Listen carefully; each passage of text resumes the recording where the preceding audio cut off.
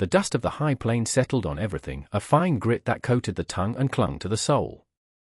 It was into this world of brown and gray that she walked, a single slash of color in a light blue prairie dress.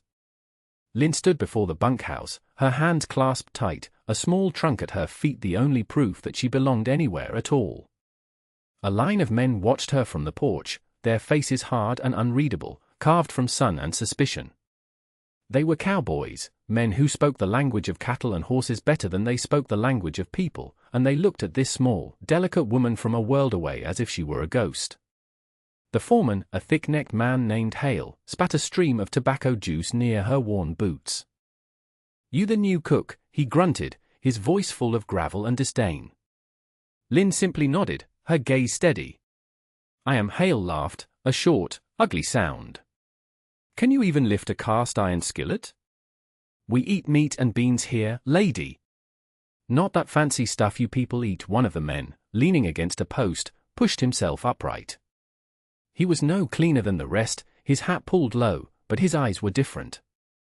They held a quiet watchfulness, a stillness that set him apart. He didn't speak, just observed the exchange with an unnerving calm. "I can cook what is needed," Lynn replied, her voice soft but not weak. It carried a strange resilience, a note of steel beneath the silk. "You'll work from sunup to sundown," Hale continued, enjoying his power. "The pay is what we said. You get a cot in the back of the cookhouse. Don't cause no trouble." The quiet man finally spoke, his voice low and even, cutting through the foreman's bluster. "The well pump is primed. You'll find fresh water waiting." Hale shot him a glare, but the man didn't flinch. His name was Gavin, and he was just another hand as far as anyone knew. But his words, simple and practical, were the first kindness Lynn had heard since stepping off the stagecoach 3 days prior. She looked at him, truly looked at him, and offered a small, almost imperceptible bow of her head. It was a promise of gratitude, a silent acknowledgement that in this harsh place, one man had chosen decency. The cookhouse was a forgotten place, thick with the smell of old grease and neglect. A layer of grime covered every surface, and the pantry shelves were a chaotic jumble of half-empty sacks and tins. For a moment, despair threatened to overwhelm Lynn. This was not just a kitchen, it was a punishment. But her life had been a series of impossible tasks, and she had learned to face them not with tears, but with work. She tied her apron, rolled up her sleeves, and began. She scrubbed the floors until the wood grain reappeared. She scoured the blackened pots until they shone dimly in the lamplight. She organized the pantry, taking stock of every last bin and strip of dried meat. By the time the sun began its descent, casting long, lonely shadows across the yard, the cookhouse was transformed. A fire crackled in the stove, and the air was filled with the rich, comforting scent of stew and fresh bread. The men filed in that evening, their usual loud banter quieting as they stepped into the clean, warm space. They looked around, bewildered, as if they'd entered the wrong building. Hale sneered, determined to find fault. "Smells fancy," he muttered, grabbing a plate. But the others ate in a kind of reverent silence. The stew was hearty, the bread was soft, and for the first time in months, the food tasted like it had been made by someone who cared. Gavin took his plate and sat at the far end of the table, away from the others. He ate slowly, deliberately. He never said a word, but every time his gaze met Lynn's, there was a quiet approval in his eyes, a flicker of respect that spoke louder than any compliment. Later that night, long after the men had retired to the bunkhouse, Lynn stepped outside for a breath of cool air. By her door, a small stack of freshly chopped kindling sat beside a full pail of water from the well. She knew, without needing to be told, who had left it there. It was a simple gesture, an act of silent support in a world that had offered her none.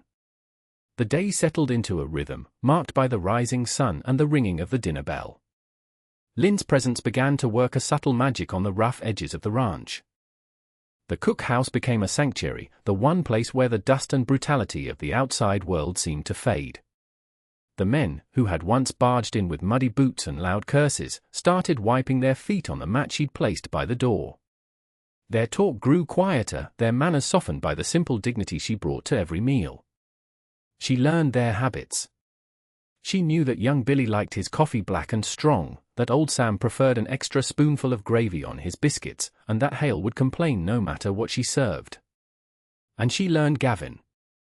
He remained a man of few words, a shadow at the edge of the boisterous group. But his actions were a language all their own.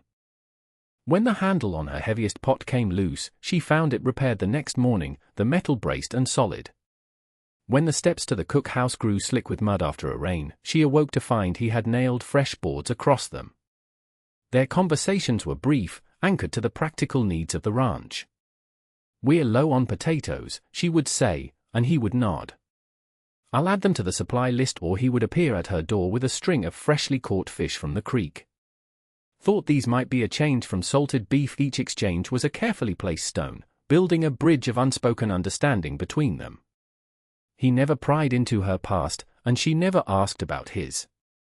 They were two solitary people, defined by their labor, communicating through the quiet currency of mutual respect.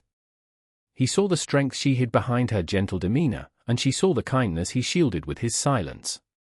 In the harsh quiet of the plains, their silence began to feel less like emptiness and more like a shared space, a comfortable quiet that needed no words to fill it. One sweltering afternoon, as Lynn was washing the lunch dishes, her hand slipped. A small porcelain teacup, intricately painted with delicate blue blossoms, fell to the floor and shattered. The sound was sharp, brittle, a tiny crack in the day's relentless heat. The cup was the last beautiful thing she owned, a wedding gift from her husband, a fragile link to a life that no longer existed. She stared at the broken pieces, her composure finally cracking with it. Tears welled in her eyes, hot and sudden. Hale, passing by the open door, glanced in and scoffed. "Just a cup." "Get back to work," he walked on, oblivious to the fact that he had just kicked the pieces of a broken heart. Lynn knelt, her fingers trembling as she gathered the shards. She didn't weep, but a profound sadness settled over her, heavier than the summer air. Later, after the evening meal was served and the kitchen was quiet again, Gavin found her sitting at the table, the broken pieces laid out on a cloth before her. He didn't ask what happened. He didn't offer empty platitudes. He simply pulled up a chair and sat opposite her, his large, calloused hands resting on the wooden table. The silence stretched between them, thick with unspoken grief. He looked at the shattered porcelain, then at her face. "Some things can't be fixed," he said, his voice soft, almost a whisper. "But you can hold the pieces for a while." In that simple, honest admission, Lynn heard the echo of his own pain. He was not just talking about her cup. He was talking about the losses that shaped them both, the broken parts of their lives they carried inside. She looked up, meeting his gaze, and for the first time, she saw past the quiet cowboy to the lonely man beneath. He understood. In this desolate place, that small moment of shared understanding was worth more than all the unbroken cups in the world. He had offered no solution, only his presence, a quiet anchor in her sea of sorrow. It's a strange thing, watching two people who are meant for each other move in such careful, quiet circles. They speak in gestures, a mended step, a pail of fresh water, a moment of shared silence. It's a language older than words, but sometimes you just want to shake them and tell them to speak. You see the goodness in Lynn, the steady, resilient heart that keeps beating no matter what this harsh world throws at her. And you see the decency in Gavin, buried under layers of duty and a quiet man's reluctance to show his hand. He's carrying more than just the weight of his work, you can see it in his eyes. But a man like that, a man who has clearly known loss, often builds the highest walls. What does it take to bring those walls down? Is it a crisis? A confession? Or just the slow, steady pressure of a good woman's kindness? I wonder what you all think. Can a love story be built on silence and small deeds alone, or does there come a time when the heart has to risk everything and finally speak its truth? Let me know your thoughts down below. For now, the sun is setting on the ranch, and the foreman's jealousy is growing darker with the shadows. Trouble is brewing, and silence might not be enough to protect them from what's coming. The world doesn't always reward quiet decency, and Hale is the kind of man who sees kindness as a weakness to be exploited. He's noticed the silent bond forming between the cook and the quietest of his hands, and he doesn't like it one bit. A man like Hale believes respect is taken, not earned, and Lynn is earning it without ever raising her voice. That, to him, is a threat that cannot be ignored, and he is about to make his move. Hale's resentment began to curdle into something venomous. He saw the way the other men had started to treat Lynn, with a quiet deference that bordered on respect. He saw the small, unspoken kindnesses that passed between her and Gavin. In his mind, this foreign woman was upsetting the natural order of things, and the quiet cowboy was her accomplice. So he began his campaign. A slow poison dripped into the ears of the other men. He made cruel jokes about her food, her accent, her eyes. He'd mutter just loud enough for her to hear, "Don't know why we need her kind here." Most of the men ignored him, their loyalty won over by good meals and Lynn's unwavering dignity. But Hale's words still hung in the air, creating a tension that hadn't been there before. Then he moved from words to actions. A sack of flour was found mysteriously ripped, its contents spilled across the storeroom floor. A crate of precious canned peaches, saved for a special occasion, was discovered smashed behind the cookhouse. Hale would feign surprise, blaming rats or carelessness, but Lynn knew. And so did Gavin. He saw the quiet distress in her eyes, the way her shoulders tensed when Hale was near. His own anger, usually banked like a low fire, began to smolder. One afternoon, he found Hale berating Lynn over a supposedly burnt batch of biscuits. "Can't even do the one thing you're paid for," the foreman snarled. Gavin stepped between them, his body a solid wall. He wasn't loud. He wasn't threatening. But his presence was immense. "The biscuits are fine, Hale," he said, his voice dangerously low. "Leave her be." Hale, surprised by the direct challenge, sputtered for a moment. He looked at Gavin, then at the other men watching from the bunkhouse porch. He saw no support in their eyes. With a final, hateful glare at Lynn, he backed away. "This ain't over," he muttered. The line had been drawn. The conflict was no longer hidden in whispers and sideways glances. It was out in the open now, a silent battle of wills between the bully who ruled by fear and the quiet man who led by example. A few days later, the sky turned a bruised purple, and the air grew heavy and still. A summer thunderstorm was rolling in from the west, a monstrous, churning wall of black clouds that promised to break the suffocating heat. The men worked quickly to secure the livestock, their shouts swallowed by the rising wind. Lynn was in the cookhouse, the lantern light casting a warm, flickering glow against the growing darkness outside as she prepared the evening meal. The first drops of rain, fat and heavy, began to splatter against the roof. Soon, it was a torrent, a deafening roar that isolated the small building from the rest of the world. Gavin appeared at the door, dripping wet, his hat in his hand. "The corner of your roof is leaking," he said, his voice barely audible over the storm. "Thought I'd take a look." He moved past her to the small storeroom, but it was just an excuse. The leak was minor. He returned a few moments later, lingering by the stove, seemingly reluctant to go back out into the deluge. The storm raged outside, but inside the cookhouse, a strange calm descended. It was just the two of them, cocooned in the warm, fragrant air. It was Gavin who broke the silence, his question soft and unexpected. "The cup," he said. "It was from your husband, wasn't it?" Lynn froze for a second, then nodded, her hand stilling in the bowl of dough. "It was," she whispered. "He was a good man. A scholar. He did not belong in this country." She spoke of him briefly, of his gentleness and his dreams, her voice filled with a quiet, aching grief. When she finished, Gavin looked out the window at the rain lashing against the glass. "My father built this ranch from nothing," he said, his own voice heavy with memory. "He was a hard man, but a fair one. He died last spring.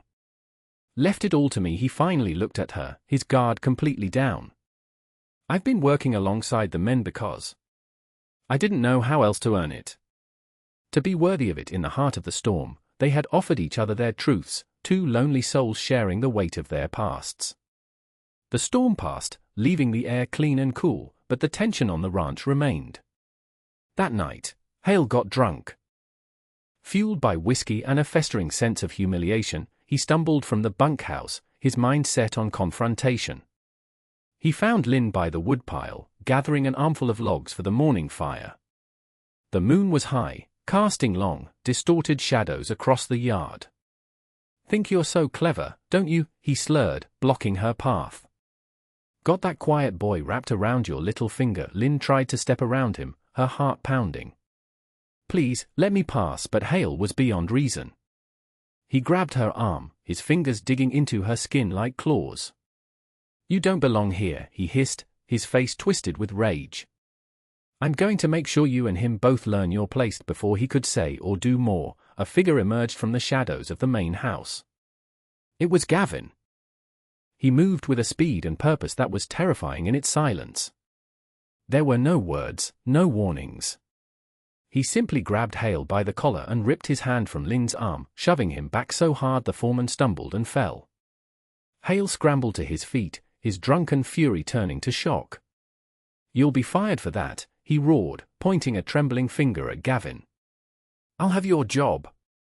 Gavin stood over him, his face set like stone, his eyes burning with a cold fire Lynn had never seen before. For the first time, he spoke with the full weight of his truth, his voice ringing across the silent yard with an absolute, unshakable authority. "This is my ranch," he said, each word a hammer blow. "My father left it to me.